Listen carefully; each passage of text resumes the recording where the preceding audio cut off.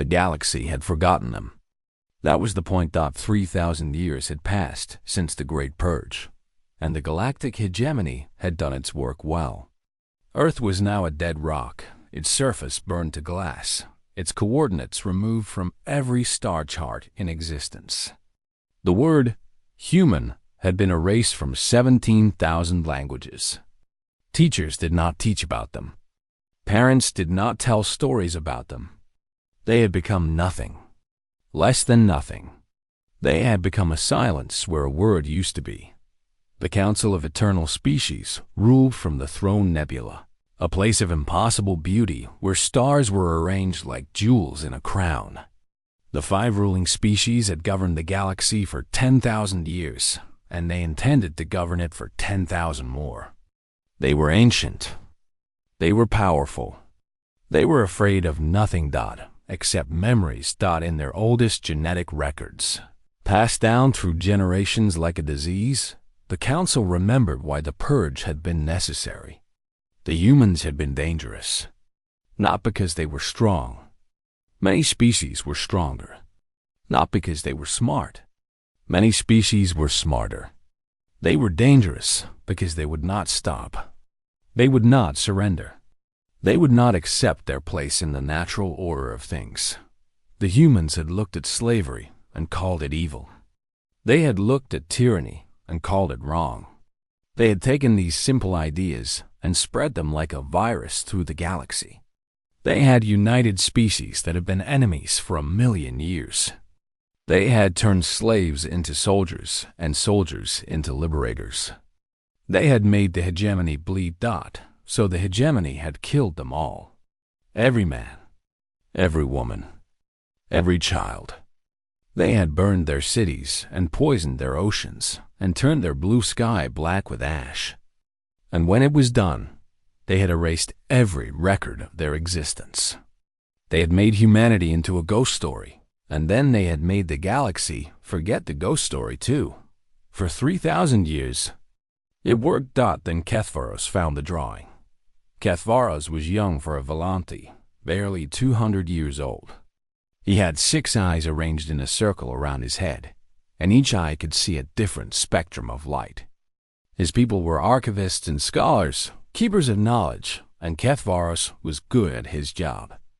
Perhaps too good.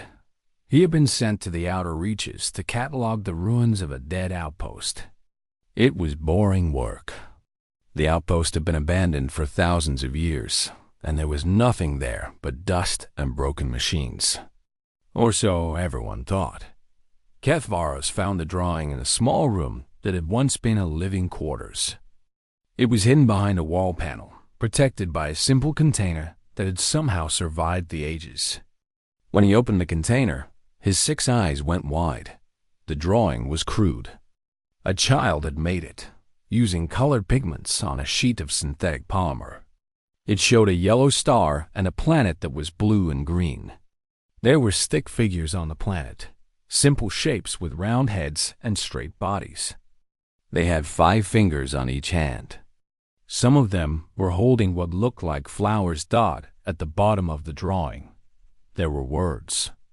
Kethvaros ran them through his translation matrix, but the machine could not identify the language. It was not in any database. It did not exist. The words said, "We were here." Kethvaros felt something cold move through his body. He had studied the official histories. He knew every species that had ever existed in the galaxy, but he had never seen anything like this. The figures in the drawing did not match any known species. The planet did not match any known world. The language did not match any known tongue. And yet, the drawing was real. He was holding it in his hands. He should have reported it. That was the law. Any artifact of unknown origin had to be turned over to the hegemony for study. But something stopped him. Maybe it was the way the stick figures were holding the flowers. Maybe it was the careful way a child had drawn a yellow sun. Maybe it was the words at the bottom, simple and sad and proud all at once. We were here. Someone had lived. Someone had died. Someone had been forgotten. Kethvaros put the drawing in his bag and told no one. Over the next few months, he began to look for more. He searched the archives of 100 worlds, digging through records that had been sealed for thousands of years. He asked careful questions to scholars and traders and travelers.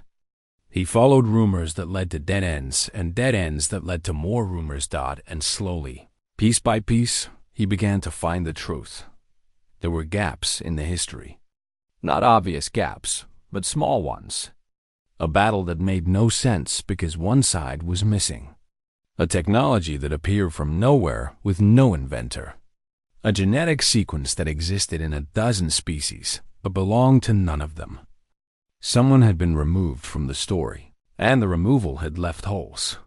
Kethvaros found a poem on a water world that spoke of the walkers from the third stone, who taught us to dream. He found a martial art on a warrior planet that included something called the ape's fist, though no one knew what an ape was.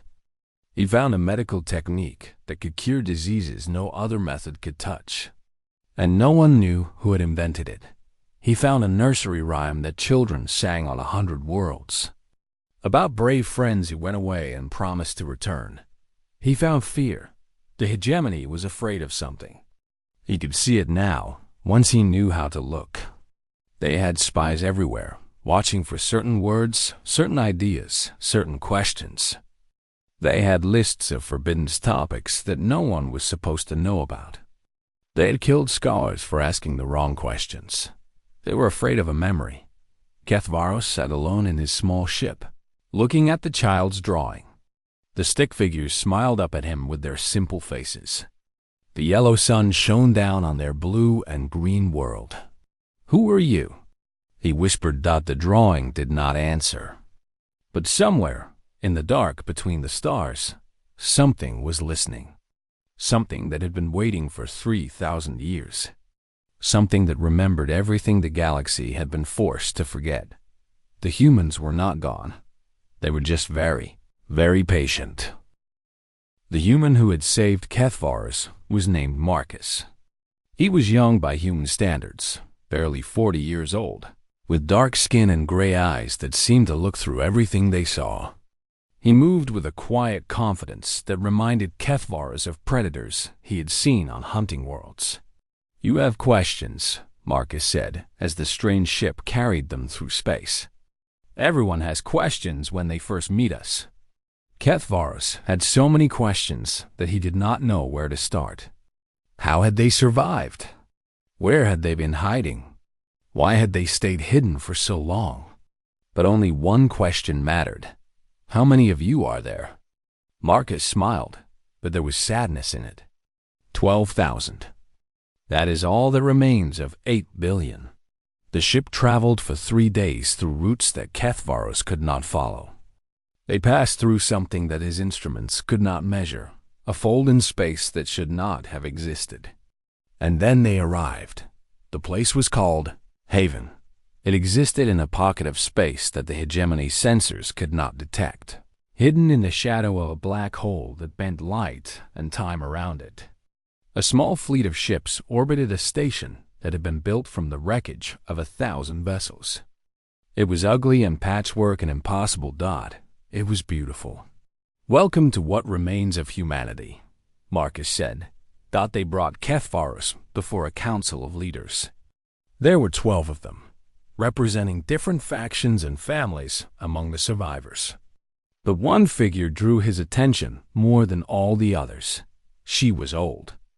Older than anyone Kethvaros had ever seen. Her skin was thin as paper, and her hair was white as starlight, and her body was held together by machines that hummed softly in the quiet room. But her eyes were alive. Her eyes burned with a fire that 3,000 years had not been able to put out. They called her mother. "I was a child when they came for us," she said, her voice soft but clear. 7 years old. I remember the sky turning red. I remember the screams. I remember my mother putting me on a ship and telling me to be brave. That was the last time I saw her. She told him the story. The true story. The one the hegemony had tried to destroy. Humanity had been young when they first met the galaxy. They were not the strongest species or the smartest, but they had something that other species did not have. They had a dream that all thinking beings were equal, a dream that freedom was a right, not a privilege, a dream that the universe belonged to everyone. They had shared this dream with other species. Slaves who had never known hope suddenly believed they deserved to be free. Conquered peoples who had accepted their fate suddenly believed they could fight back. The dream spread like fire through the galaxy, and the hegemony burned with it. They tried to stop the idea by killing the people who carried it, Mother said. They thought if they destroyed us, the dream would die. They were wrong. A single colony ship had escaped the purge. It was called the Last Hope, and it carried 10,000 survivors, mostly children. They had no destination and no plan. They only knew they had to run. The hegemony hunted them across the galaxy.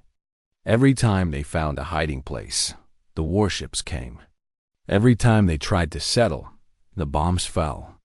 They were pushed further and further out into the empty spaces where no one lived. And then they found the black hole. Our scientists realized something, Mother said. The black hole bent space in strange ways.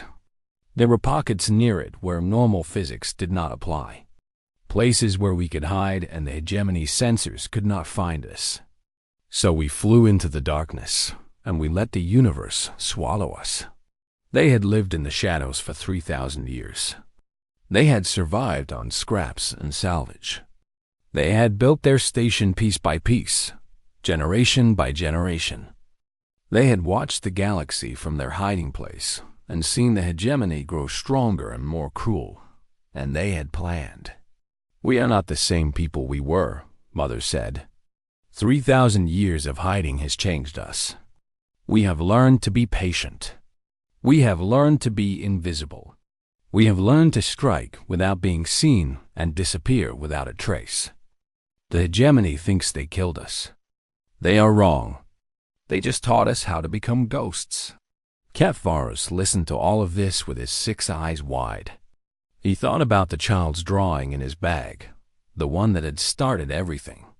He thought about the nursery rhymes and the martial arts and the genetic gifts that no one remembered giving. Why now? He asked. You have been hiding for 3,000 years. Why are you revealing yourselves now? Mother smiled, and it was the smile of someone who had been waiting a very long time. Because of you, Kepharos. Because of the Rememberers.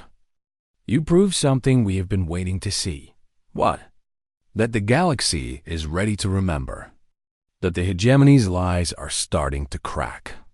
That there are people out there who want to know the truth, even if it is dangerous. She leaned forward, her ancient eyes locked on his. We did not survive to hide forever. We survived to come back.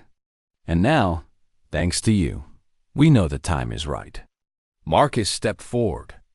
The other Rememberers have been gathered.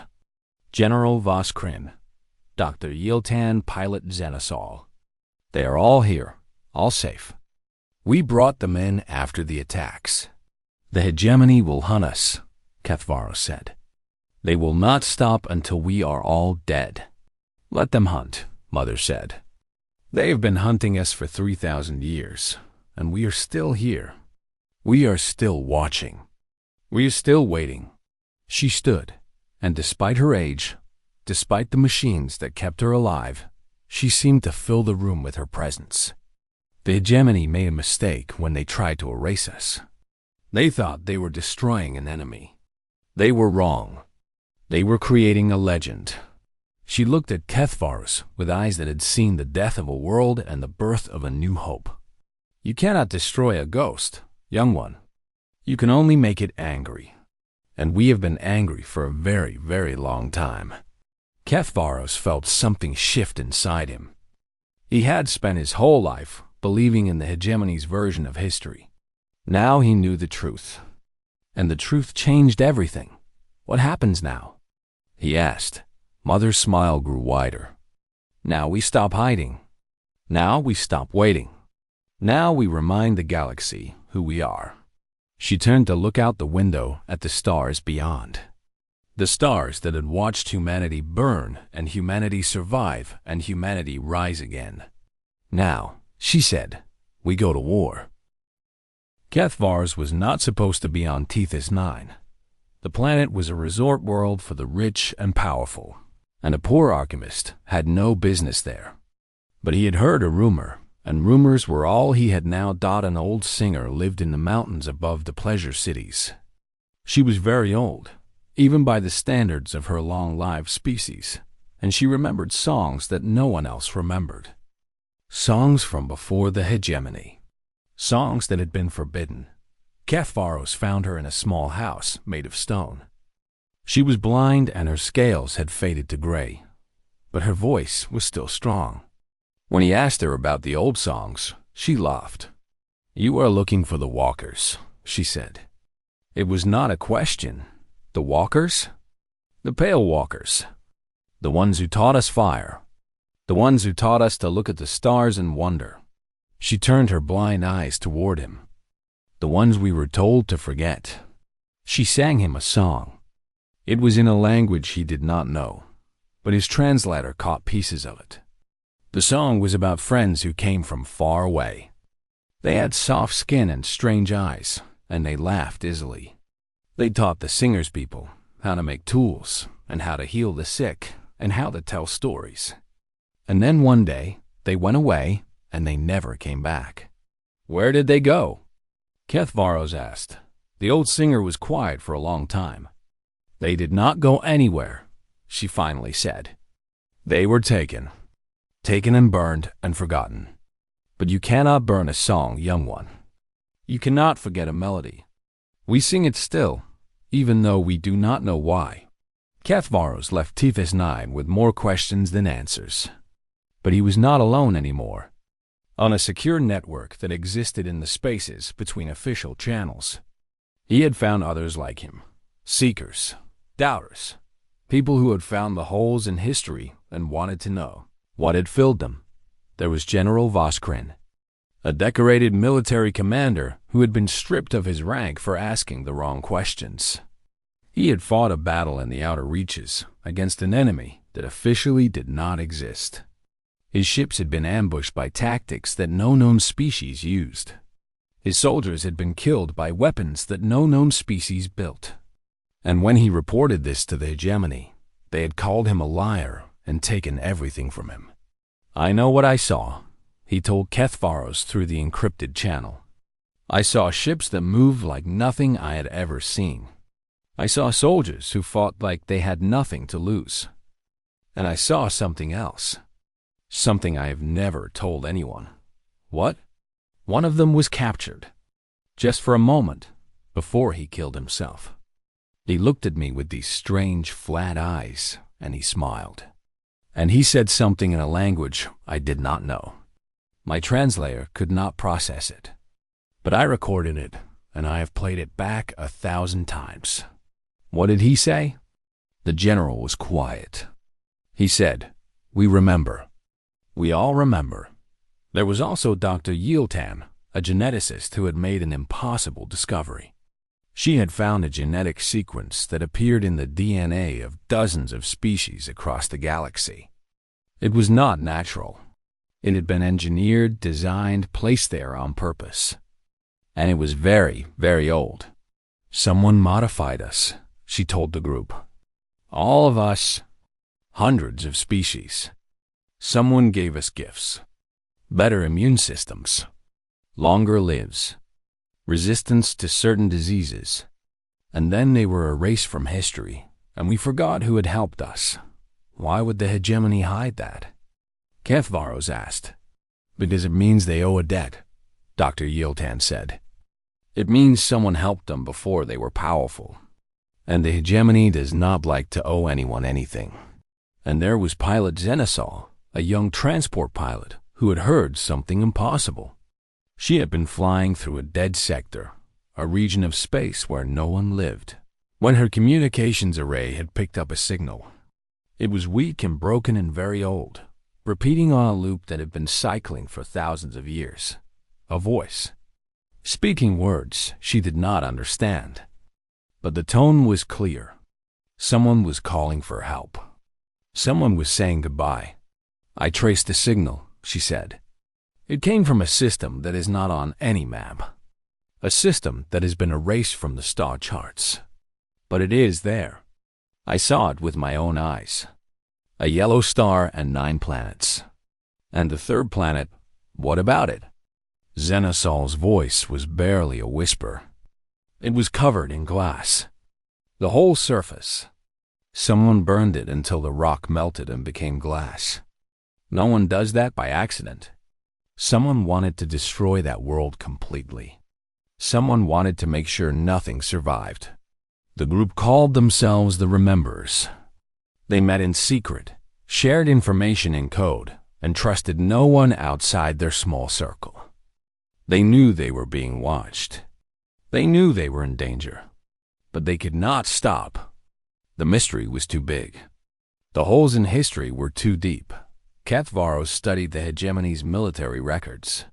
It took him months to break the encryption, but when he finally did, he found something that made his 6 eyes go cold. The hegemony had entire tactical manuals devoted to fighting an enemy that did not exist. Strategies for dealing with guerrilla warfare, a type of combat that no known species practiced. Defenses against psychological operations, a form of attack that no known species used. Protocols for handling prisoners who would die rather than surrender, a behavior that no known species displayed. The hegemony was still preparing to fight someone they claimed they had destroyed 3,000 years ago. Someone they claimed had never existed at all. The assassins came on a quiet night. Kethvaros was in his ship, reviewing the data he had collected, when his sensors detected 3 vessels approaching fast. They had no markings. They broadcast no identification. They simply came out of the dark like shadows with teeth. He barely had time to send a warning to the others before the first. Missiles hit. His ship spun wildly as explosions tore through the hull. He scrambled for the escape pod, his 6 eyes seeing everything at once. The flames, the smoke, the stars spinning outside the shattered windows. He launched himself into the void just as his ship came apart behind him. In the silence of space, floating in a tiny pod with only a few hours of air, Kethvaros watched the assassins search the wreckage. They were looking for the data. They were looking for the drawing. They were looking for proof that someone had been asking questions. They did not find him. He was too small, too insignificant, drifting among the debris like just another piece of garbage. But someone else found him. A ship appeared from nowhere. It was old and strange, and built in a way that no known species built ships. It swept him up without a word and carried him away from the wreckage, away from the assassins, away from everything he had ever known. Inside the ship, a figure waited for him. It stood on 2 legs and had 2 arms and 5 fingers on each hand. Its skin was pale, and its eyes were flat, and it smiled at him with a warmth that seemed impossible. "Hello, Kethvaros," it said in perfect Volanthi. "We have been watching you for a long time. We think it is time we had a talk." Kethvaros stared at the creature, at the impossible creature, at the thing that could not exist. "What are you?" he whispered. The creature's smile grew wider. "We are the ones you have been looking for. We are the ones they tried to erase. We are human, and we remember everything." The attack did not come with warships. It did not come with bombs or soldiers or weapons of any kind. It came with words. On the same day, at the same hour, across 10,000 worlds, the truth began to spread. It started small. A message appeared on public screens in the capital city of Velen Prime. Just a few words. White letters on a black background. "They lied to you. Ask them about humanity." Before the authorities could take the screens down, millions had seen it. And they began to ask questions. On the mining world of Kryx, The warriors woke up to find their training halls covered in images. Pictures of strange beings with pale skin and flat eyes, standing beside Crick's warriors from ancient times. The caption said, "They taught us the ape's fist." They called themselves human. The hegemony killed them all. On Tethys 9, every music player in every home began to play the same song. The old song. The forbidden song about the pale walkers who taught fire and wonder. The song that everyone knew, but no one remembered learning. In the medical centers of 100 worlds, doctors received files. Complete files showing the origins of techniques they had used for generations. Techniques that had saved billions of lives. Techniques invented by a species that had been erased from history. The hegemony tried to stop it. They shut down networks and arrested messengers and burned the images wherever they found them. But they could not stop the questions. They could not stop people from talking to each other. They could not stop the truth from spreading like a disease through their perfect order. General Voskrin watched the chaos from a small ship hidden in an asteroid field. He had spent years being called a liar and a fool. Now the whole galaxy was learning what he had always known. How are they doing this? He asked Marcus, who stood beside him at the viewing window. Marcus smiled. We have been preparing for 3,000 years. We have agents on every major world. We have access to every network. The hegemony thought they destroyed us, but they only drove us underground. We have been watching them, learning them, waiting for the right moment to strike. But you have not killed anyone. You have not attacked any military targets. You are just talking. The hegemony's power does not come from their weapons, Marcus said. It comes from their lies. They told the galaxy that they were the natural rulers, the rightful leaders, the only ones who could be trusted. They told everyone that humans were monsters who had to be destroyed. We are not going to defeat them by fighting their ships. We are going to defeat them by showing everyone the truth. The truth spread faster than anyone expected.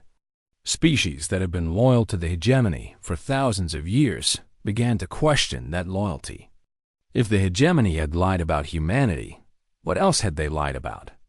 If they had erased one species from history, how many others had they erased? Slave uprisings began on the outer worlds, not because the slaves loved humanity, but because they realized that freedom was possible. The humans had fought for it once.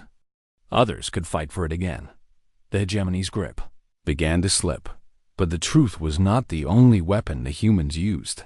High Counselor Vethmar was the most powerful being in the hegemony. He ruled from a palace in the Throne Nebula, surrounded by guards and shields and weapons that could destroy a planet. He had ordered the purge 3,000 years ago. He had watched humanity burn and felt only satisfaction. He was immortal and untouchable and afraid of nothing. He died alone in his locked bedroom, without a wound on his body. The official report said he had died of natural causes. But everyone knew the truth. The ghost had come for him. The ghost had walked through his walls and his guards and his shields, and it had taken what it was owed. Other leaders began to die. Not all of them, just the ones who had ordered the worst atrocities. The ones who had laughed while children burned. The ones who had built their power on the graves of 8 billion people. Weapon systems failed at critical moments. Ships lost power during important battles. Slave collars unlocked themselves, freeing millions who had never known freedom.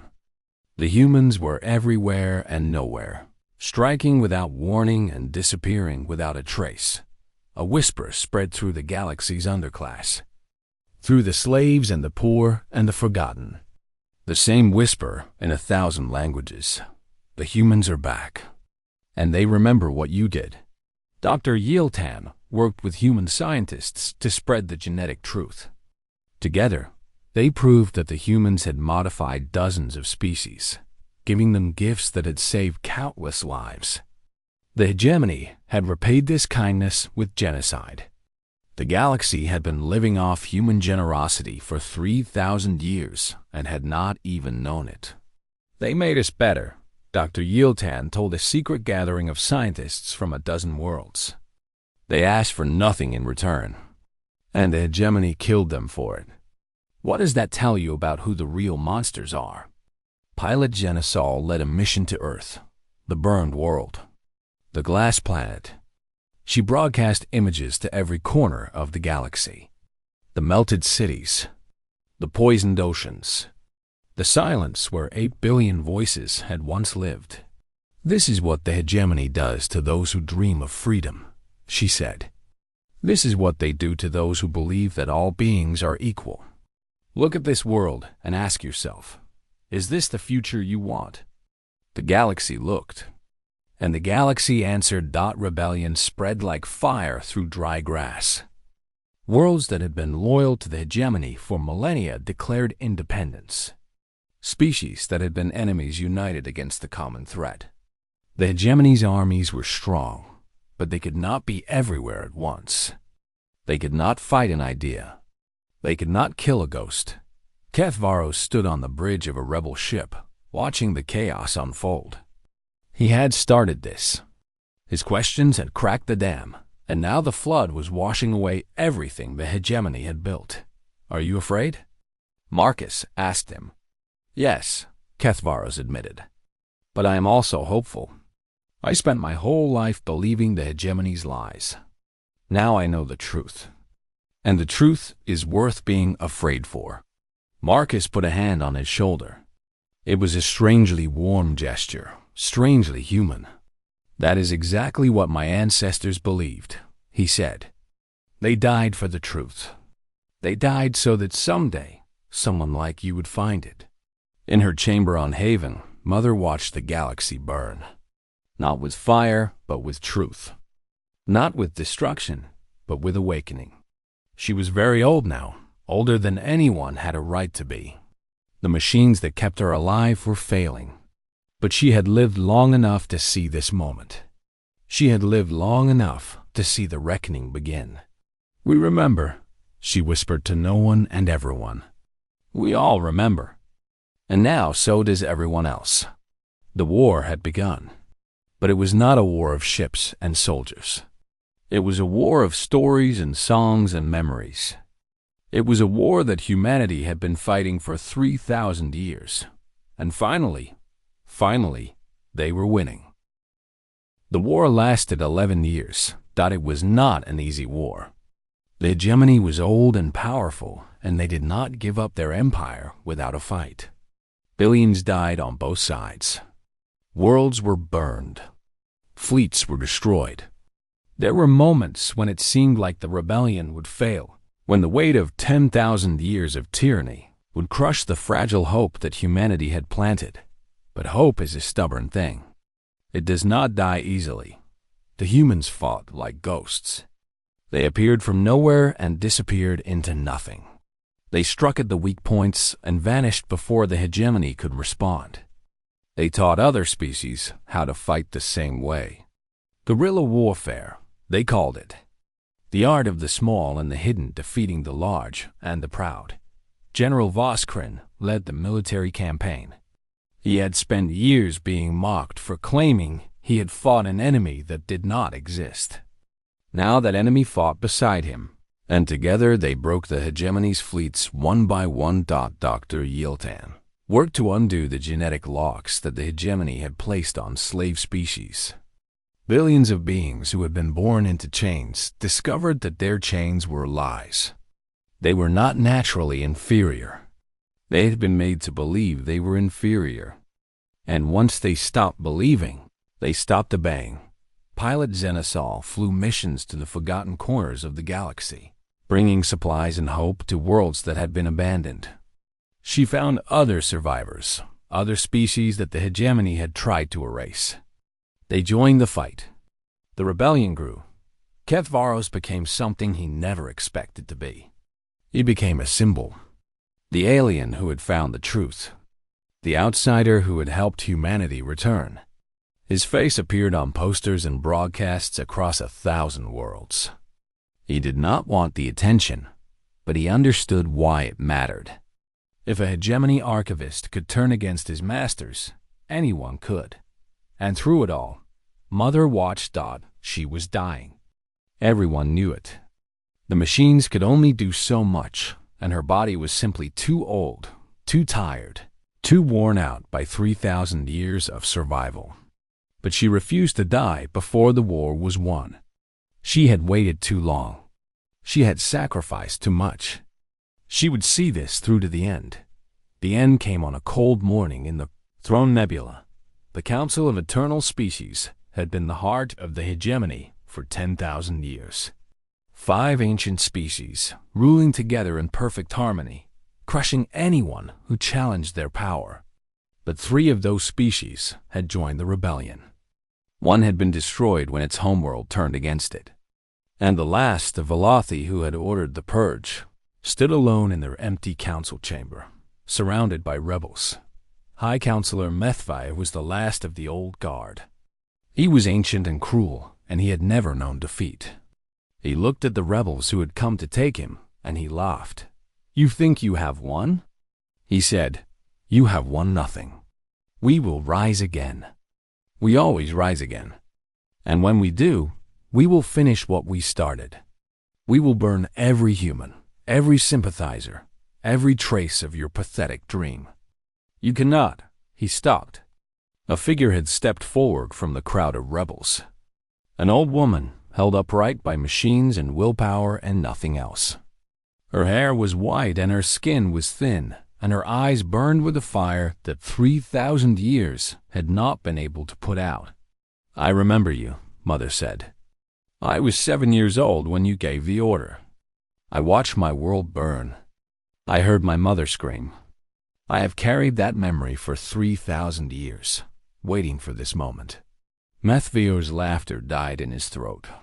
He looked at her, and for the first time in his ancient life, he felt fear. "What are you going to do? Kill me?" "I'm not afraid of death." "I know," Mother said. "That is why I am not going to kill you. I am going to do something much worse. I am going to let you live. I am going to let you watch as everything you built falls apart. I am going to let you see the galaxy heal from the wounds you caused. I am going to let you grow old and forgotten, knowing that you failed. That we won. That humanity survived." She turned away from him, dismissing him like he was nothing. Because he was nothing now. Just an old monster, stripped of his power. Left to watch the world he had created crumble around him. The war ended not with a bang, but with a choice. The Rebel Alliance offered peace to anyone who would take it. Former hegemony worlds could join the new order as equals, not as subjects. Former enemies could become friends. The cycle of conquest and revenge that had defined the galaxy for 10,000 years could finally end. Most took the offer. They were tired of war. They were tired of lies. They wanted something better, something new. Something that the humans had always believed in. Freedom, equality, hope, on a terraformed world that would be called New Earth. The survivors of humanity gathered for the first time in 3,000 years. 12,000 people, standing under a yellow sun that reminded them of the one they had lost. Kethvaros stood among them, the only alien present. Invited by Mother herself, she stood at the front of the crowd, supported by machines that were failing, speaking words that would be broadcast to 1 trillion receivers across the galaxy. "You tried to erase us," she said. "You burned our world. You killed our children. You scraped our name from the stars and taught the galaxy we never existed." Her voice was weak, but it carried. It carried across the crowd and across the stars and across the vast emptiness of space where humanity had hidden for so long. But you made a mistake. You forgot what humans are. We are not just a species. We are not just a civilization. We are an idea. And you cannot kill an idea. You cannot burn a dream. You cannot erase hope. She paused, and the silence stretched across light years. We are the ghost in your machine, the memory you could not delete, the story that demanded to be told. And now? She looked up at the sun, the new sun, the second chance. Now we are home. She died 3 days later, peacefully, in her sleep. She was smiling. The galaxy changed after that. Slowly, painfully, but truly. The old hatreds did not disappear overnight. The old wounds did not heal in a single generation. But they healed. Humans and aliens worked together, building something new on the ruins of the old. Kepharos became an archivist again. But now his job was not to hide the truth. His job was to preserve it. He traveled to every corner of the galaxy, collecting stories and songs and memories. He made sure that no one would ever forget what had happened. No one would ever forget the cost of tyranny. No one would ever forget the price of freedom. 10,000 years later, a young archivist found a curious artifact in a museum on New Earth. It was a child's drawing, very old, preserved behind protective glass. A yellow sun, a blue and green planet, stick figures with 5 fingers on each hand. But this drawing was different from the original. This one had been made after the return, and it showed something new. Dozens of figures, all different shapes. Some with 6 eyes, some with scales, some with tentacles, some with wings. All of them standing together under the yellow sun. All of them holding hands, and at the bottom, words in a language that everyone now knew. We are all here, together. The young archivist smiled. She knew the story. Everyone knew the story. The story of the species that had been erased and the truth that had set the galaxy free. The story of ghosts and memories and the power of hope. She looked at the drawing for a long time. Then she went back to work, preserving the past so that the future would never forget. Outside the museum, the sun was shining. Children were playing in the streets, children of a dozen species, laughing together like it was the most natural thing in the world. Because it was. Because that was what humanity had always dreamed of. And in the end, dreams are the one thing you can never destroy.